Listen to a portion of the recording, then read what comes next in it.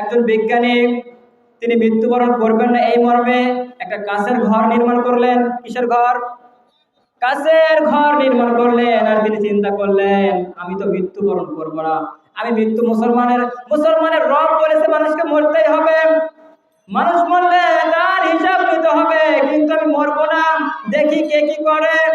আমি বিজ্ঞানী, আমি চিন্তা করে নতুন একটা গৃহ তৈরি করলাম, এমন একটি ঘর তৈরি করলাম, কাঁচের একটা ঘর তৈরি করলাম, কাঁচের ঘর তৈরি করলাম, এত সুন্দর ভাবে ঘর তৈরি করলাম, সূক্ষ্ম ভাবে ঘর তৈরি করলাম, সেখানে কোনো কিছু যাওয়ার কোনো ব্যবস্থা নেই।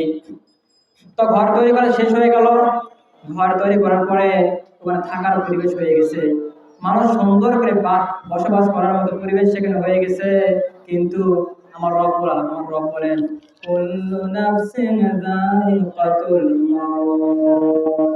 হে পৃথিবীর মানুষ, তোমরা যারা জীব হয়ে জন্মগ্রহণ করেছ, যারা প্রাণী হয়ে জন্মগ্রহণ করেছ, আমি রব তোমাদের সৃজন করেছি, তোমাদের মৃত্যু আমি ঘটাবো।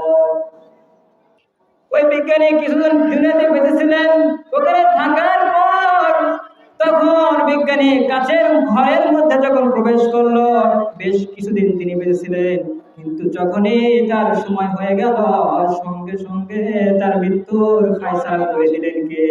কথা বলে